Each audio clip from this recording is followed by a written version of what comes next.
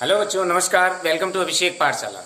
प्यारे बच्चों, जैसा कि आप जानते हैं कि आप हमारे साथ यहाँ पर पढ़ते हैं इंटरमीडिएट की मैथमेटिक्स बिल्कुल ही सरल तरीके से। तो बच्चों, आज की क्लास में हम पढ़ेंगे एक नया लेसन जो कि अवकल समीकरण है। आज हम एक ऐसे वृक्ष के बारे में जानेंगे। आज कक्षा 12 के छात्रों के लिए एक ऐसे पेड़ की संरचना की गई है जिनके कक्षा 12 के छात्रों के लिए हम एक ऐसे पेड़ को लेकर आज आए हैं जिनमें केवल 3 फल लगते हैं और वो फल कैसे खाए जाते हैं ये आपको बताया जाएगा। पेड़ का नाम है अवकल समीकरण। ये वृक्ष केवल कक्षा 12 के छात्रों के लिए ही उपयोगी है। अवकल समीकरण में 3 आपके आज हमें फ्रूट्स खाने हैं 3। तो ये जानेंगे आज कि कौन से फ्रूट में कितना इंटरेस्ट है, कौन सा फ्रूट स्वीट है, कौन सा फ्रूट सॉर है, ये हम उसको खाने के बाद ही बता सकते हैं। तो पहला है हमारा अभिधारणा, यानी पहला फ्रूट्स है अवकल समीकरण का, डिफरेंशियल इक्वेशंस का अभिधारणा, यानी अवकल समीकरण होता क्या है सबसे पहले हम ये जानेंगे। उसके बाद जानेंगे अवकल समीकरण की कोटि, अवकल समीकरण की कोटि क्या होती है, और उसके बाद जानेंगे अवकल समीकरण की घात। ठीक है, तो सबसे पहले अभिधारणा देख लेते हैं। दिए गई है सामने, लिखा है एक ऐसा समीकरण जिसमें स्वतंत्र चर के सापेक्ष आश्रित चर के अवकलज भी शामिल हो वो अवकल समीकरण कहलाता है। एक ऐसा इक्वेशंस जिसमें कोई स्वतंत्र चर दिया हो, जैसे लिखा हो x plus y equal to 0। ठीक है, ये एक स्वतंत्र चर का समीकरण दिया गया है। इस स्वतंत्र चर के सापेक्ष आश्रित चर के अवकलज सम्मिलित हो, एक कोई ऐसा आश्रित चर हो उसका अवकलज सम्मिलित हो तो वो समीकरण अवकल समीकरण कहलाता है। तो यहां पर हम इसको ऐसे यदि लिख देते हैं x dy by d x plus y equal to 0, ये एक आपका अवकल समीकरण होगा। ठीक है, आशा करते हैं कि आप अभिधारणा समझ गए होंगे कि फ्रूट्स। दूसरे फ्रूट्स की बात कर लेते हैं। तो दूसरा फ्रूट्स जो है वो है अवकल समीकरण की कोटि। कोटि में क्या होगा, लिखा है किसी अवकल समीकरण की कोटि उस अवकल समीकरण में सम्मिलित स्वतंत्र चर के सापेक्ष आश्रित चर की उच्चतम कोटि के अवकलज द्वारा परिभाषित की जाती है। किसी अवकल समीकरण की जो कोटि होती है उस अवकल समीकरण में उपस्थित जो सापेक्ष चर होता है उसके आश्रित चर के उच्चतम कोटि के अवकलज की घात द्वारा व्यक्त की जाती है।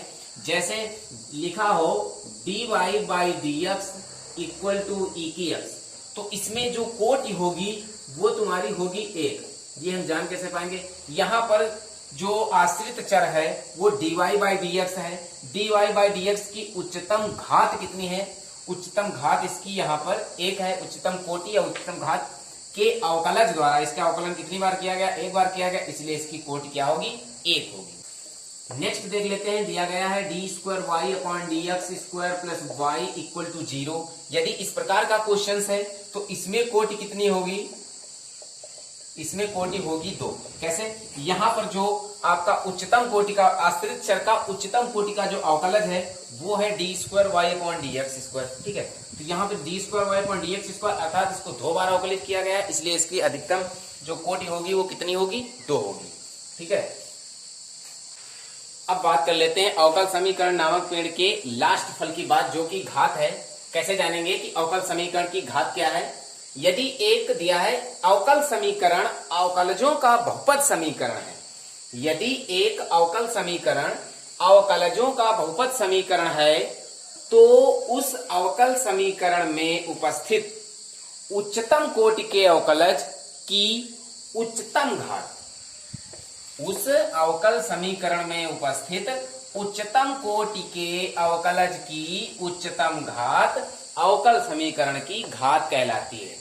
ठीक है, फिर से रिपीट कर लेते हैं। यदि एक अवकल समीकरण अवकलजों का बहुपद समीकरण है तो उस अवकल समीकरण में उपस्थित उच्चतम कोटि की अवकलज की उच्चतम घात उस अवकल समीकरण की घात कहलाती है। अवकल समीकरण दिया गया dy बाई डी एक्स का whole square plus dy by d x minus sine square y equal to 0। ये एक समीकरण बहुपद समीकरण है। यहाँ पर इसकी घात 2 है, यहाँ पर 1 घात, तो यहाँ पर 0 घात है। ठीक है, तो यहाँ पर ये तुम्हारा बहुपद समीकरण है। और उस अवकल समीकरण में उपस्थित उच्चतम कोटि का अवकलज कौन सा है? इसमें उच्चतम कोटि का अवकलज ये है, dy/dx 2 टाइम्स है। तो उच्चतम कोटि के अवकलज की उच्चतम घात, इसकी उच्चतम घात ही अवकल समीकरण की घात कहलाती है। तुम जान चुके होंगे आप यहाँ पर कि dy/dx का whole square dy/dx minus sine square y equal to 0 में जो घात होगी वो कितनी होगी? 2 होगी। ठीक है, नेक्स्ट एक एग्जांपल क्लियर कर लेते हैं। दिया है d3y/dx³ प्लस 2 इंटू d2y/dx² का whole square minus dy/dx plus y equal to 0। तो ये भी एक समीकरण बहुपद समीकरण है। ठीक है, 3 टाइम्स है, 2 टाइम्स है, 1 टाइम्स है और 0 टाइम्स है अवकलन। ठीक है, तो ये बहुपद समीकरण है और जब बहुपद समीकरण है तो इस अवकल समीकरण में उपस्थित जो उच्चतम कोटि का अवकलज है पहले उसको खोजेंगे। तो यहाँ पर जो उच्चतम कोटि का अवकलज है वो है d3y/dx³, क्योंकि यहाँ पर अवकलन 3 टाइम किया गया है। ठीक है, और जो उच्चतम कोटि का अवकलज होगा उसकी उच्चतम घात ही अवकल समीकरण की घात होगी। तो इसकी घात कितनी है? यहाँ पर 1 घात है, तो इसकी टोटल घात कितनी होगी? सवाल की घात 1 होगी। ठीक है, क्लियर है?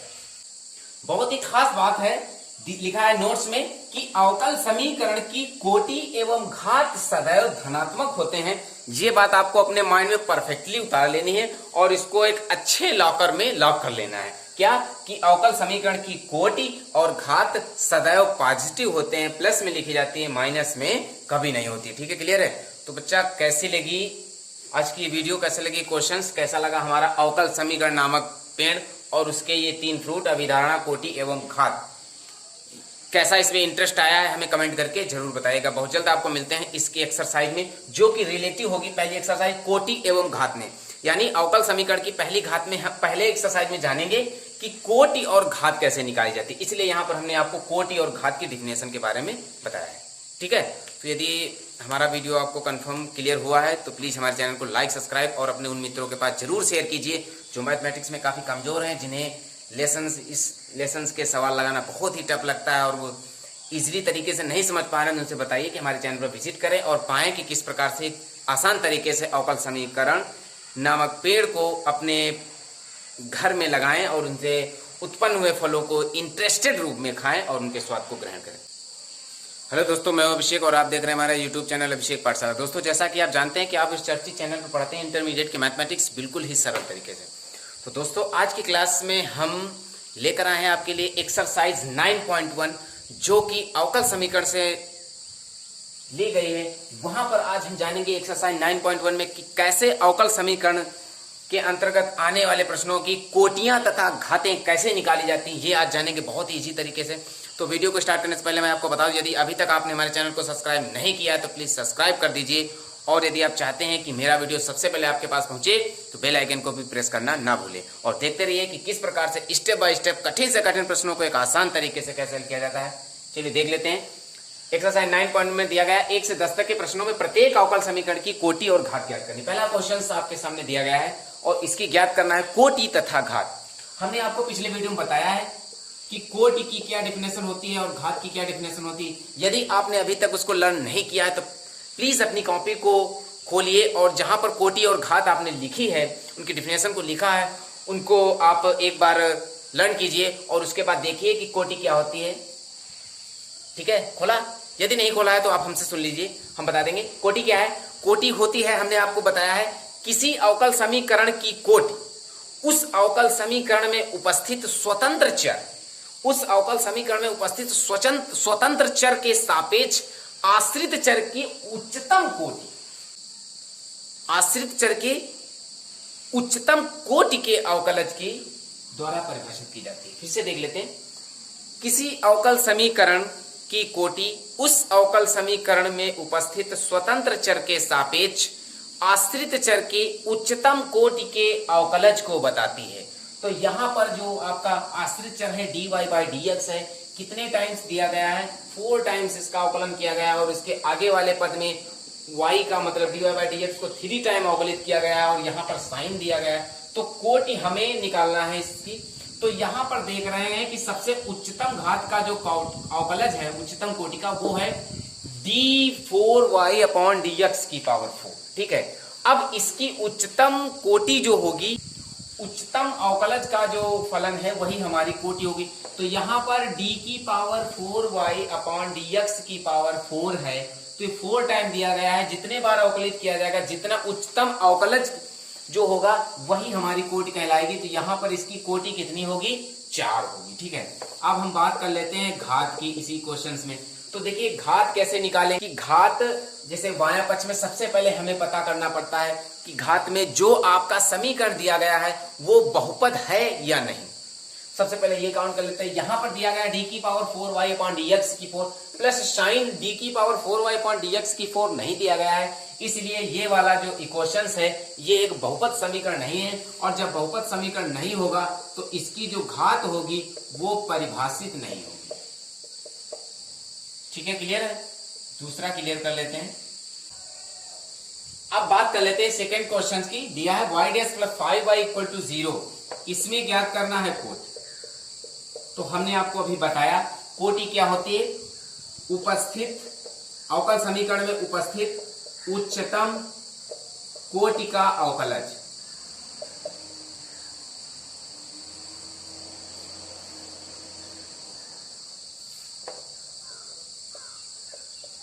ठीक है, तो यहां पर इस क्वेश्चन में सबसे उच्चतम कोटि का अवकलज ये है आपका dy बाई dx। कितनी बार दिया गया? एक बार दिया गया, इसलिए इसकी कोटि क्या होगी? 1 होगी। घात क्या होगी? घात के लिए सबसे पहले हमने आपको बताया है पिछले क्वेश्चंस में कि सबसे पहले हम उस अवकल समीकरण को देखेंगे वो अवकल समीकरण बहुपद है या नहीं। तो यहाँ पर ये अवकल समीकरण बहुपद है। ठीक है, तो बहुपद होने के बाद में ये देखा जाता है कि उस अवकल समीकरण में उपस्थित स्वतंत्र चर के सापेक्ष आश्रित चर के उच्चतम कोटि के अवकलज की उच्चतम घात जो होगी वही होगी अवकल समीकरण की घात। कौन होगी? उच्चतम कोटि के अवकलज की उच्चतम घात अवकल समीकरण की घात कहलाती है। तो यहाँ पर उच्चतम कोटि का अवकलज कौन सा है? dy बाई dx है, एक बार दिया गया है। तो इसकी मतलब ये कितने बार लिखा हुआ? एक बार लिखा हुआ, इसलिए इसकी घात भी कितनी होगी? 1 ही होगी। घात क्या होती है? फिर से रिपीट कर लेते हैं। घात होती है कि ऐसा अवकल समीकरण जो बहुपद हो, उसके बाद में उस अवकल समीकरण में देखेंगे कि उस अवकल समीकरण में उपस्थित स्वतंत्र चर के सापेक्ष आश्रित चर के अवकलज की उच्चतम घात, आश्रित चर के उच्चतम अवकलज की उच्चतम घात ही बहुपद की या उस अवकल समीकरण की घात कहलाती है। तो यहाँ पर उच्चतम कोटि का अवकलज कौन सा है? y डैश है, इसकी कोटि कितनी है? 1 है। तो इसकी घात कितनी है? इसकी घात भी 1 है, इसलिए घात। अब बात कर लेते हैं थर्ड नंबर की। दिया है ds बाई dt की power 4 plus 3s into D square ds upon dt square into 0। इसमें निकालना है आपको कोटि। कैसे निकालेंगे देख लेते हैं। कोटि क्या होगा? उच्चतम कोटि का अवकलज जो होगा उपस्थित अवकल समीकरण में उच्चतम कोटि का अवकलज, या कह सकते हो उच्चतम अवकलज, सबसे ऊंचा अवकलज, या जितनी ज्यादा बार अवकलन किया गया। तो देखिए इसका 1 बार किया गया, इसका 2 बार किया गया। तो उच्चतम कोटि का अवकलज कौन सा हुआ? यहाँ पर d square yes upon dt square. तो इसकी कोटि कितनी होगी? 2 होगी, क्योंकि 2 बार अवकलित किया गया। ठीक है, क्लियर है? अब घात निकाल लेते हैं। घात क्या होगी? घात में सबसे पहले हमने आपको बताया कि सबसे पहले हमें पहचानना होगा कि कौन सा समीकरण बहुपद है या नहीं। वो अवकल समीकरण बहुपद है या नहीं। यदि बहुपद है तो उसका जो आश्रित चर है उस आश्रित चर का उच्चतम अवकलज, उच्चतम कोटि का अवकलज और उसकी उच्चतम घात अवकल समीकरण की घात कहलाएगी। तो यहाँ पर उच्चतम कोटि का अवकलज कौन है? D square yes upon dt square. कितनी बार लिखा हुआ है? 1 बार लिखा हुआ है, इसलिए इसकी घात कितनी होगी? 1 होगी। अब जानकारी ले लेते हैं फोर्थ नंबर की। दिया है d square y upon d x square का whole square plus cos d y by d x into 0। क्या ज्ञात करना है? ज्ञात करना है हमें कोटि। तो चलिए निकाल लेते हैं। कोटि क्या होगा? उच्चतम कोटि का अवकलज या उच्चतम अवकलज वाला फलन, उच्चतम अवकलज वाला पद, ये ज्यादा सटीक रहता है। क्या लिखेंगे? उच्चतम अवकलज वाला पद। तो यहाँ पर उच्चतम अवकलज वाला पद कौन है? D square y upon d x square. कितनी बार इसका अवकलन किया गया? 2 बार किया गया। ठीक है, कितनी बार किया गया? 2 बार किया गया। इसकी कोटि क्या होगी? 2 होगी। अब बात कर लेते हैं घात की। देखिए कोटि में तो कोई प्रॉब्लम नहीं है, यदि कॉस दिया हो, साइन दिया हो, टेन दिया हो, कोई दिक्कत नहीं। दिक्कत बच्चों को होती है घात निकालने में। घात के लिए सबसे पहले हमें जानकारी लेनी होती है कि दिया गया डिफरेंशियल इक्वेशंस एक बहुपद है या नहीं, पॉलिनोमियल्स है या नहीं। ठीक है, तो यहाँ पर सबसे पहले देखेंगे d square y upon d x square का whole square plus cos d y by d x into 0। ये दिया गया, तो ये हमें दिख रहा है कि ये बहुपद नहीं है। आप जानेंगे कैसे, या हम जानेंगे कैसे कि ये बहुपद नहीं है? यहाँ पर देख लेंगे जो चर यहाँ है वही यहाँ पे होना चाहिए। तो यहाँ पर d square y upon d x square, यहाँ पर d square y upon d x square नहीं है, इसलिए ये बहुपद नहीं है। और जब बहुपद होगा नहीं तो घात का सवाल ही नहीं उठता है। तो यहाँ पर जो घात होगी उसको लिख देंगे घात परिभाषित नहीं है। ठीक है, 5वें नंबर की बात कर लेते हैं। दिया d square y upon d x square equal to cos 3x plus sin 3x। इसकी कोटि निकालना है। देखिए इसकी कोटि हम जान चुके हैं यहाँ पर कितनी है, 2। उच्चतम कोटि का अवकलज 2 बार अवकलन किया गया, इसके लिए कोटि इसकी 2 होगी। ठीक है, घात की बात कर लेते हैं। देखिए घात क्या होता है, घात होता है जो उच्चतम कोटि का अवकलज है उसकी उच्चतम घात या उसका उच्चतम घातांक। तो उच्चतम कोटि का अवकलज यहाँ पर बाएं पक्ष में है d square y upon d x square. ठीक है, इसका जो घातांक है वो कितना है, घातांक है 1। भाई ये एक बार लिखा हुआ है d square y upon d x square, इसलिए इसकी घात कितनी होगी, 1 होगी। अब बात कर लेते हैं 6 नंबर की। दिया गया है वाई ट्रिपल डैश का square plus y double dash का क्यूब प्लस वाई डैश की घात 4 प्लस वाई की पावर 5 इक्वल टू 0। इसमें ज्ञात करना है सबसे पहले कोटि। हमने आपको बताया कोटि क्या होगा, जो उच्चतम कोटि का अवकलज होगा या उच्चतम अवकलज वाला पद होगा वही आपकी कोटि होगी। तो यहाँ पर इसका अवकलन 3 बार किया गया है, इसका 2 बार, इसका 1 बार, इसका 0 बार किया गया है। तो यहाँ पर हम सीधे आप बता सकते हैं परफेक्टली कि इसकी कोटि 3 होगी। अवकलन 3 बार किया गया है, इसकी कोटि इसकी 3 होगी। कोटि 3 है तो घात कितनी होगी, घात इस पर 2 लिखी हुई है, घात 2 होगी। कैसे जान पाएंगे, हमने आपको बताया अभी पिछले क्वेश्चनों में 5 क्वेश्चनों में आपको बताया कि जो कोटि होती है वो होती है उच्चतम अवकलज वाला पद। किसी अवकल समीकरण का उच्चतम अवकलज वाला पद जो होगा वो उस अवकल समीकरण की कोटि कहलाएगा। और घात क्या होगी, घात होगी उच्चतम अवकलज वाले कोटि की घात या कोटि का घातांक। उच्चतम अवकलज का जो फलन होगा, जिसका अवकलन सबसे ज्यादा बार होगा, उसकी जितनी भी घातें होंगी वही अवकल समीकरण की घात कहलाएगी। क्लियर है। अब बात कर लेते हैं 7 नंबर की। दिया है y triple dash plus 2y double dash plus y dash equal to 0। इसकी कोटि कितनी होगी, हमने कोटि लिखी तब तक आप जान चुके होंगे कि इसकी कोटि कितनी होगी, 3 होगी। बिल्कुल बताने की कोई आवश्यकता नहीं, अब आप परफेक्टली जान चुके होंगे। और इसकी घात कितनी होगी बिल्कुल आपको क्लियर पता हो चुका होगा। ठीक है, चलिए देख लेते हैं 7 नंबर को, पहले से देख लेते हैं। कोटि 3 होगी क्योंकि यहाँ पर अवकलन 3 बार किया गया, इसलिए कोटि इसकी 3 होगी। इसकी घात कितनी है, उच्चतम कोटि का जो अवकलज होगा उसकी जितनी मैक्सिमम घात होगी वही अवकल समीकरण की घात होगी। एक बार लिखा है इसलिए घात 1 होगी। ठीक है, 8 की बात कर लेते हैं। यहाँ पर देख लेंगे कोटि, कोटि कितनी होगी बताइए जरा। कोटि होगी 1, एक बार अवकल किया गया है। और जब कोटि 1 है, घात कितनी होगी, घात भी 1 ही होगी क्योंकि उच्चतम कोटि का अवकलज एक बार दिया गया, उसकी मैक्सिमम घात 1 है, इसलिए इसकी घात भी 1 ही होगी। ठीक है, अब बात कर लेते हैं 9 नंबर की। दिया गया है y double dash plus y dash का square plus 2y equal to 0। इसमें कोटि क्या होगी, कोटि तुम्हारा होता है उच्चतम अवकलज वाला पद। तो उच्चतम अवकलज का पद इसमें कौन सा है, ये है। कितनी बार इसका अवकलन किया गया, 2 बार किया गया, इसलिए इसकी कोटि 2 होगी। ठीक है, क्लियर है। घात की बात कर लेते हैं। घात क्या होगा, उच्चतम अवकलज वाला पद का घातांक।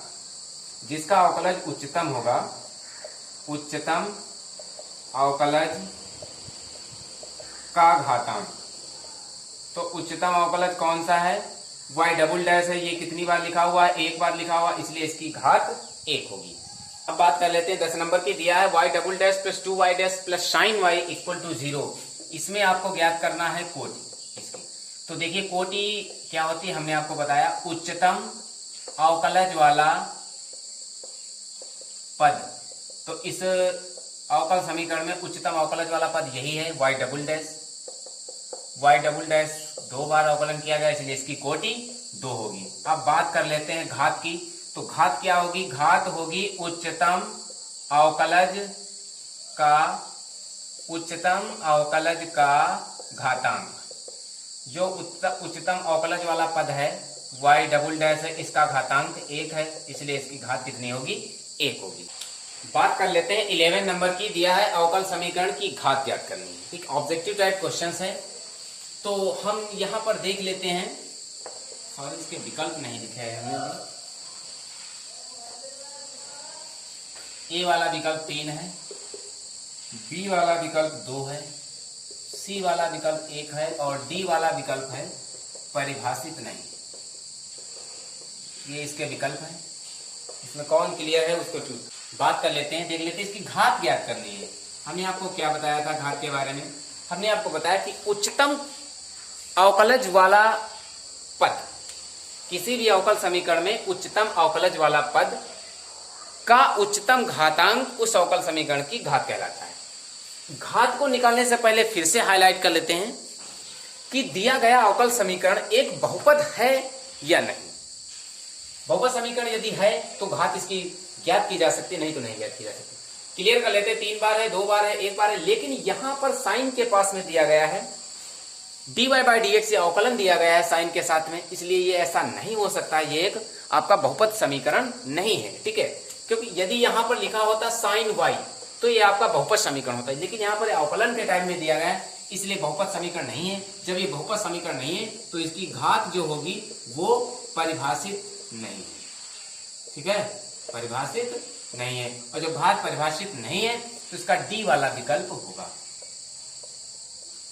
ठीक है, बात कर लेते हैं 12 नंबर की। यह है अवकल समीकरण 2x² dy g² dx² minus 3 dy by d x plus y equal to 0 की कोटि ज्ञात कर रही है। कौन सी होगी कोटि?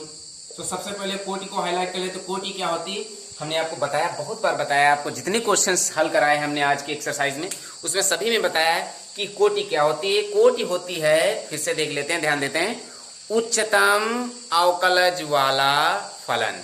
क्या? किसी अवकल समीकरण का उच्चतम अवकलज वाला पद। तो यहां पर देख लेते हैं, ये एक अवकल समीकरण दिया गया है, यहां पर सबसे उच्चतम कोटि की अवकलज वाला पद कौन सा है? ये है, क्योंकि इसका अवकलन 2 टाइम्स किया गया है। ठीक है, तो क्या लिखेंगे? उच्चतम अवकलज वाला पद। उच्चतम अवकलज वाला पद कौन सा है? 2x² into d² upon dx²। कितने टाइम्स किया गया है? 2 टाइम्स किया गया है, इसके इसीलिए इसकी कोटि कितनी होगी? 2 होगी। तो आपका विकल्प कौन सा क्लियर होगा? ए वाला क्लियर होगा। ठीक है, क्लियर है? तो दोस्तों कैसे लगी क्लास ये आपकी अवकल समीकरण की, हमें कमेंट करके जरूर बताइएगा। यदि मेरी प्रश्नावली आपको बहुत ही इजी लगी है और मेरे सभी क्वेश्चंस आपको क्लियर समझ में आए तो प्लीज़ हमारे चैनल को लाइक, सब्सक्राइब और अपने उन मित्रों के पास जरूर शेयर कीजिएगा जो मैथमेटिक्स में काफ़ी कमज़ोर है, अपने को वीक समझते हैं। ठीक है, थैंक यू।